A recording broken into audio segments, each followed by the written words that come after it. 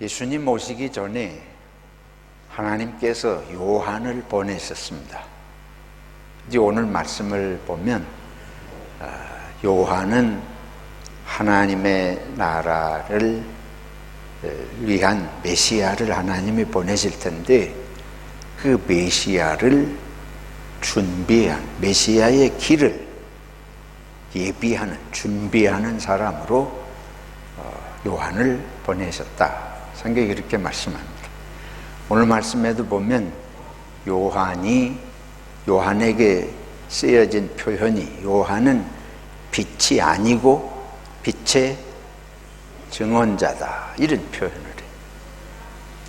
그리고 요한이 주의 길을 곧게 하라. 요한이 받은 사명은 주의 길을 곧게 하라. 그래서 빛의 증언자다. 또 주의 길을 곧게 하라. 이런 것이 이제 요한에 대해서 표현이 되고 있고, 또 뒷부분에 가면 요한이 사람들에게 세례를 주었습니다. 요단강에서 세례를 주었어요. 우리 지난주에는 마태복음에서 요한에 대한 장면을 살펴보았는데, 죄사함을 얻게 하기 위한 회개의 세례, 요단강에서 물로 세례 주는 거예요. 그 세례의 의미가 죄를 씻는, 회개하고 죄를 씻는 의미로 물세례를 주었다. 물이 씻는 의미니까. 요한이 그런 사명을 받아서 세례 주는데 사람들이 요한에게 네가 그리스도냐? 네가 메시아냐? 네가 무슨 권위로 세례를 주느냐? 이러고 요한에게 사람들이 도전을 하는 거예요. 그러니까 요한의 대답이 오늘 말씀을 보면 나는 그리스도가 아니다. 이 그리스도라는 말은 헬라어 표현이고 히브리어로는 메시아입니다. 구리식으로 말하면 구원자. 이 그리스도라는 말의 원어의 의미는 기름 부음을 받은 자, 기름 부음을 받았다고 하는 건 하나님께서 그 백성을 구원하기 위해서 세우신 자인데, 그 세우시는 의식이 기름을 붓는 이 올리브를 머리에 붓는 의식을 과거에 했기 때문에 이제 그런 의미를 담는 거죠. 그 요한이 하는 일이 사람들이 볼 때는 저 사람이 자기가 메시아라고 생각하나? 그래서 내가 그런 사람이냐? 그러니까 나는 메시아가 그리스도가 아니다. 나는 구원자가 아니다. 구원자, 주님의 길을 곧게 하기 위해서 보냄을 받은 사람이다. 그게 이제 빛의 증언자라는 말과 같은 의미죠. 나는 빛이 아니다.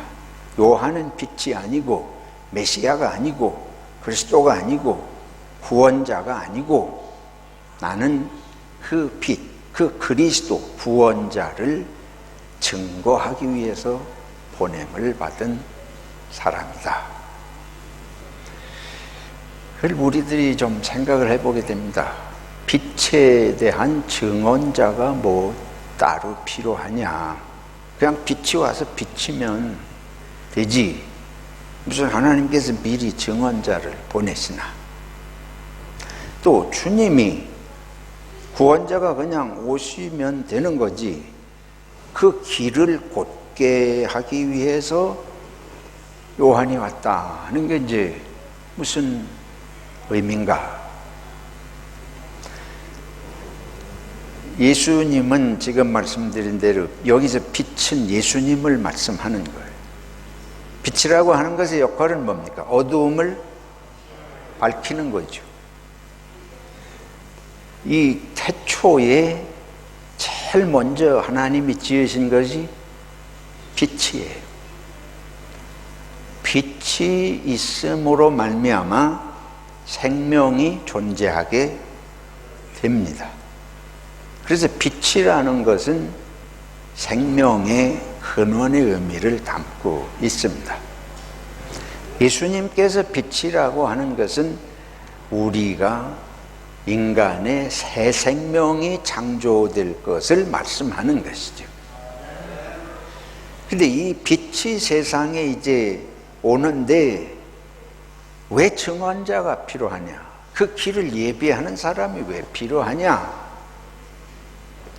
이 세상의 빛은 어둠 속에 비치면 환하니까 금방 알아요.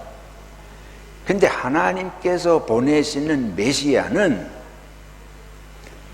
보통 사람하고 남다르게 생겨가지고 이렇게 벌써 보면 이 메시아구나 이렇게 보이는 게 아니고 평범하고 아주 사람들과 전혀 다를 것이 없는 인간의 모습으로 하나님이 메시아를 보내십니다.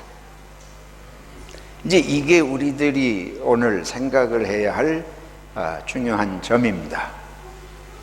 우리는 세상을 구원할 만한 사람, 그러면 그거는 어떻게 보면 인간으로서가 아니거나 인간이어도 벌써 보기에부터 풍채가 다르고 보기만 해도 저 사람은 다르다고 느껴질 수 있는 이런 무슨 존재가 와야 세상을 구원하지. 만약에 하나님께서 그런 보기만 해도 벌써 저분은 메시아다, 이렇게 보일 수 있는 존재로 메시아를 보낸다면 미리 길을 예비할 자가 필요 없을지도 모르겠어요. 오히려 서프라이즈로 아무도 예상치 않는데 그냥 놀랍게 나타나는 게 더 충격적이고 효과적일지도 모르겠습니다. 근데 여기 요한을 통해서 하나님께서 이제 준비하게 하시는 것은 우리들에게 오실 메시아는 남다른 모습을 지니고 정말 세상이 상상하기 어려운 위대하고 뛰어난 구별된 존재로서 메시아를 보내시는 것이 아니라 우리와 똑같은 인간을 보내시는데 메시아인 거예요. 이게 기독교 사상을 이해하는데 아주 중요한 키가 있습니다. 우리 동양 사람들은 유교에 익숙하잖아요. 유교에서 추구하는 인간의 이상은 군자라는 거예요. 군자가 동양 사상에서는 완전한 인간의 모습으로 그려집니다. 그래서 이 인간의 모습은, 군자 같은 인간은 보통 사람하고 다른 인간입니다.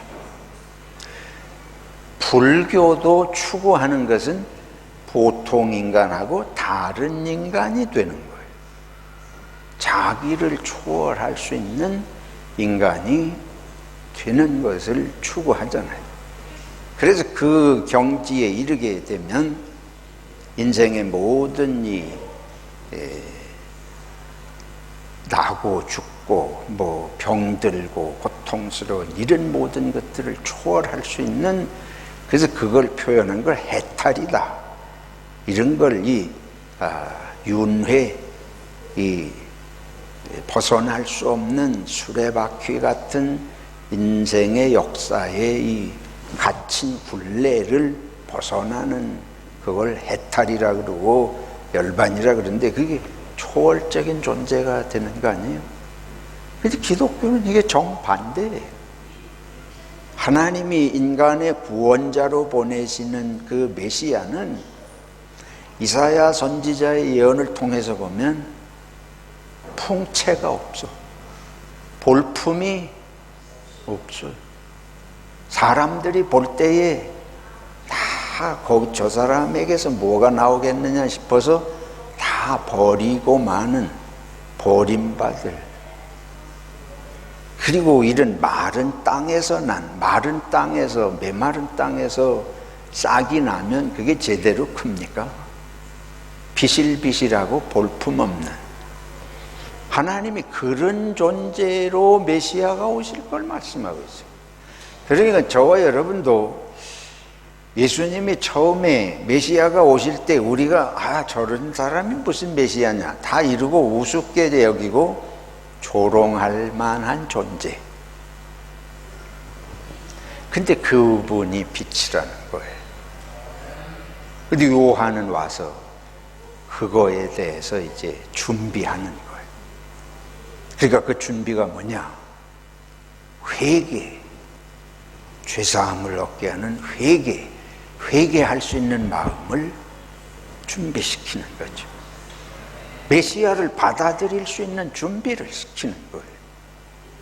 이 메시아를 받아들일 수 있는 준비란 뭐냐? 지금 말씀드린 대로 그런 대단한 존재로서의 메시아를 기대하고 있다면 메시아가 오셨을 때 받아들일 수 없잖아요. 그러니까 예수님께서 마구간에 태어나셨다고 하는 얘기, 목수의 아들로 태어났다고 하는 얘기 딱 들어맞는 거예요. 잠잘 곳도 없고 아기 낳을 곳도 마땅치 않아가지고 그런데 나야 하는 비천한 그런 시골 사람에게서 나가지고 그런 짐승의 우리간에 누이는데 그가 메시아다. 그러니까 사람들이 볼 때에 이 메시아라고 생각할 수 없는, 근데 이제 여기에 요한을 통해서 하나님께서 준비시킨 것은 바로 이 세상은 우리의 마음이 메시아가 와서 이루는 것은 인류의 구원이고 하나님의 나라인데, 하나님의 나라와 인류의 구원이 왜 이루어지지 않느냐? 우리의 마음이 메시아와 거꾸로 돼 있어요. 하나님의 나라하고 거꾸로 된 걸 기대하기 때문에 세상은 죄악된 세상이 되고 죽음의 세상이 되고 고통의 세상이 된다고 하는 역설을 이제 요한과 예수님의 오심을 통해서 보여주는 거예요. 요한도 어때요? 요한이 화려한 옷을 입고 풍채가 대단한 분이 아니고 요한 자체도 광야에 외치는 소리. 이것도 기가 막힌 얘기는 무슨 미친 늙은이 광야에서 왜 소리를 쳐요? 연설하려면 누구 있는 데 가야 돼요? 사람 있는 데 가야지. 사람이 모인 데 가서 연설을 하고 외쳐야지. 광야에 가서 외치는 정신 나간 사람. 낙타토롯을 입고 세련되게, 그때 당시도 우리들이 영화에 보면 유대인들이나 로마인들이 입는 세련된 아주 풍채 있는 옷이 있잖아요.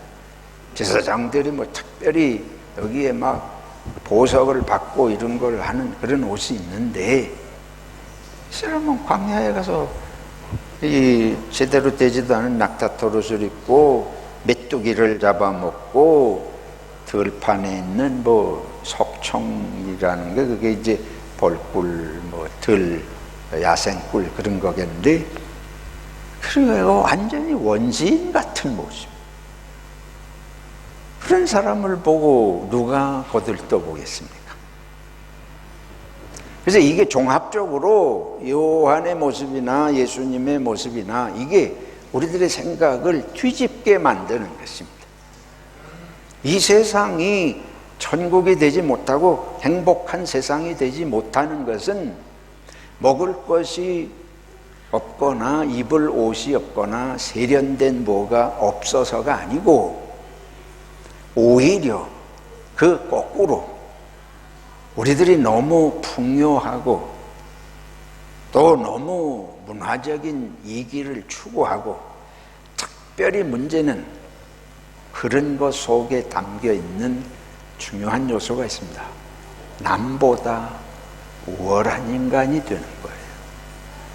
남보다 세련된 인간, 남보다 우월한 인간, 실력도 더 있고 풍채도 더 있고 뭐든지 남보다 이렇게 눈이 동그래져서 볼만한 존재가 되려고 하는 그거의 정점에는 권력이 있죠. 그러니까 권력과 명예와 돈, 이것은 전부 그런 남 위에 우뚝 선 존재가 되는 걸 추구하는 것입니다. 한국의 대통령이 그 재벌 기업 총수들을 다 불러서 동원해가지고 부산에 무슨 전통시장 그런 데겠죠. 가서 떡볶이를 먹는 장면을 방송이 대대적으로 보도를 했습니다. 평소에 먹으래도 안 먹을 사람들이 삼성그룹의 이재용 회장을 비롯해서 한국의 10대 그룹의 총수들을 다 불러가지고 대통령이 그렇게 한 거예요. 물론 좋은 뜻으로 했겠지만은 한쪽에서 막 비판하기를, 지금이 어느 시대인데 검찰총장 출신의 사람이 대통령이 돼가지고 재벌들을 다 모으니까 한꺼번에 거기다 모여가지고 그런 행사를 한다. 이게 지금 전두환 시절에, 5공화국 시절에 할 일들이 재벌들이 다 뒤가 부려서 검찰에서 조사를 하면 꼼짝도 못하니까 오라면 오고 가라면 가는 식의 이런 퍼포먼스를 지금도 한다 하고 이제 한쪽에서 이렇게 비판을 해요. 뭐 정치적인 여러 가지 이유가 있겠습니다만은 세상은 그런 거예요.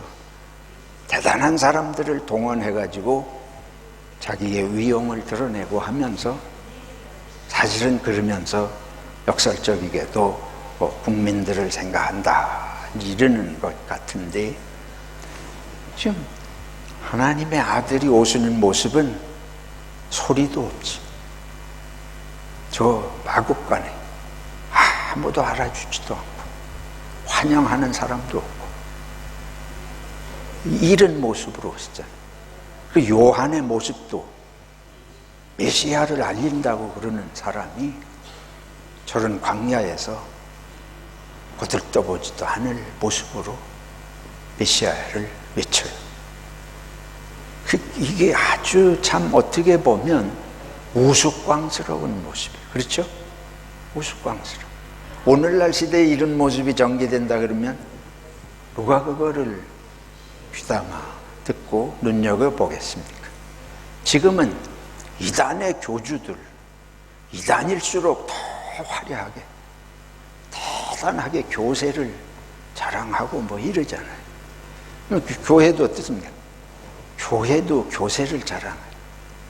예배당을 엄청 그럴듯하게 치러야 되고 뭐든지 위세를 위풍당당하게 과시하는 데서 존재감을 드러내는 것이 옛날이나 지금이나 인간 역사입니다. 하나님께서는 메시아를 예비하러 보낸 사람이나 메시아 자체가 사람들의 눈에 조롱거리처럼 보잘것없고 우스운 이런 존재를 오신다. 그래서 한번 생각을 해 봅시다. 우리 이사야 61장을 읽었는데 아름다운 소식을 언급하고 있어요. 아름다운 소식이 무엇인가? 저와 여러분들이 듣고 싶은 아름다운 소식, 복음의 소식은 무엇입니까? 우리 깊은 곳에서 우리들이 지금 저나 여러분이 지금 듣고 싶은 소식, 이 세상의 눈이 휘둥그레질 만한 그런 소식, 우리가 그런 생각으로 메시아를 사실은 생각을 하고 있는데 하나님께서는 왜 이런 모습으로 요한을 보내시고 이런 모습으로 예수님을 보내시는가? 여러분, 쉽게 한마디를 하면 우리는 다 역사의 주인공이 되고 싶습니다. 주연이 되기를 원하고 조연이 되는 걸 원치 않습니다. 저는 세상에 오면 다 주인공이 되고 싶습니다. 근데 요한처럼 예수님처럼 해가지고는 주인공이 될 수 없어요. 이건 주연 역할을 할 수 있는 것이 아니에요. 전쟁을 일으키는 사람들이 왜 전쟁 일으켜요? 전부 그런 주연의식에, 주인공의식에 사로잡혀가지고 세상이 다 내 중심으로 돌아가기를 원해서 또 그런다고 착각을 하면서 이제 그러는 건데, 오늘 요한과 예수님이 우리들에게 보여주는 것은 그래서 세상은 천국이 못 된다 하는, 그래서 세상은 행복하지 못하다. 주연 역할을 하려고 하는 인간이 너무 많아가지고, 아니 모든 인간이 그걸 꿈꾸기 때문에 스스로 불행해. 또 남을 불행하게 하는 건 전부 권력의 중심, 명예의 중심, 모든 걸 자기가 쥐고 있는 주인공, 주연 역할을 하려고 하는 것 때문에 세상에 비극은 다 오는 겁니다. 근데 성경이 말씀하는 거는 주연의식을 버려라. 철저하게 조연으로 살 결심을 해라. 우리 여성분들이 별로 기분 안 좋은 성경이 있습니다. 아담이 돕는 배필이 필요해서 누굴 지었다? 이브를 지었다. 그러니까 이브는 도우미로. 그러니까 성경을 해석하는 사람들도 옛날부터 항상 주연은 누구예요? 남자가 주연이에요. 여자는 항상 조연이에요. 도우미예요. 가지고 이걸 이용해가지고 여성들은 교회에서 잠잠하라. 이게 인간의 본성입니다. 이게 기독교가 변하지 않는 모습이 바로 여기 있어요. 신학도 기독교 정신도 성경을 그렇게 해석하기 때문에 이게 하나님이 본래 지으신 정신을 거꾸로 가는 거예요. 만약에 이브가 도우미가 필요하다는 건 뭘 의미해요? 온전하지 못하다. 도와주는 사람이 지혜로워요? 도움받는 사람이 지혜로워요? 그러니까 누가 똑똑한 거예요? 여자 똑똑한 거 못 당합니다. 대부분 집에서 보면 남자들은 바보 같아. 그리고 여자들이 똑똑해. 용서하시고 들으세요. 그래서 이 여자들이 지혜를 잘못 써먹으면 그 집안은 망하는 거예요. 그 남자는 그냥 멍충이 같아서 다 따라가거든. 뭐가 있는 줄 알지만 남자들은 다 속이 벽고 그냥 우스갯소리입니다. 그런데 제가 이 말씀을 드리는 것은 여성이 도움이라면 거꾸로 남성도 도움이라는 걸 성경이 말씀하는 거지, 여성만 도움이라는 걸 성경이 말씀하기 위해서 그 말씀하는 것이 아니에요. 하나님의 나라는 모든 사람이 도우미가 될 때 비로소 이루어지는 줄로 믿습니다. 한 인간이라도 자기가 주연이라고 생각하는 인간이 있으면 거기는 천국이 이루어질 수 없어요. 한 인간이라도 자기가 주연이라고 생각하는 인간이 있는 공동체는 절대 행복하지 않습니다. 잘 생각해 보세요. 그럼 하나님은 어떠냐? 아니, 저 목사가 미쳤나? 하나님이야 당연히 주인공이시지. 그렇습니까? 하나님이 조연이 되시기로 하고 오신 게 예수님인 줄로 믿습니다. 그래서 예수님이 그러셨잖아요. 나는 섬김을 받으려고 온 것이 아니고 뭐 하려고 왔다? 섬기려고 왔다. 얼마큼 섞이냐? 많은 사람을 위해서 자기 목숨을 대속물로 주기 위해서. 이 드라마나 영화에서 주연이 죽는 법이 없어요. 항상 조연이 죽어야지. 근데 기독교는 주연인 예수님이 죽었습니다. 그래서 이 조물애기 같은 우리 인간들을 살고 주여는 십자가에 죽으시고 대단하게 뭐 사람들이 우러러보고 죽는 게 아니고 십자가에 못 박혀서 저주의 죽음을 죽으시는, 이게 기독교의 본질입니다. 이게 하나님 나라의 본질이 옳습니다. 성탄절은 그래서 저 여러분이 주인공 의식을 버리자. 그러면 그때부터 우리 속에 평화가 옵니다. 다른 사람에게 조연을, 우리 몸이 그렇잖아요. 몸에 주연이 없어요. 몸은 다 조연입니다.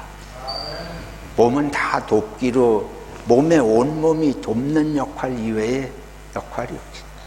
그냥 몸 전체를 위해서 부분이 돕는 역할이다 생각하고, 요한의 이 모습, 나는 메시아가 아니다, 나는 빛이 아니고 빛의 증언자라. 결론으로 제가 묻겠습니다. 여러분, 저나 여러분이 제가 목사라는 것의 의미가 무엇입니까? 여러분이 집사고 권사라는 것의 의미가 무엇입니까? 조연이 되기로 하는 결심 이외의 의미가 없습니다. 우리가 이 생각 잃어버리면 금방 그리스도를 잊어버리고 내가 그리스도가 되려고, 빛의 증언을 하려고 하는 자가 아니고 내가 빛인 줄로 착각을 하고, 근데 순간순간 그런 유혹이 우리들에게 있어요. 우리가 이 유혹에 넘어가지 않고 요한의 역할과 같이 아주 분명하게, 네가 그리스도냐? 나는 그리스도가 아니다. 나는 내 뒤에 오시는 분의 신발 대령하고 신발끈 매드리는 역할을 하기도 그것도 과분하다. 이런 자세가 있으면 우리가 참 그리스도의 빛을 증언할 수 있을 줄로 믿습니다.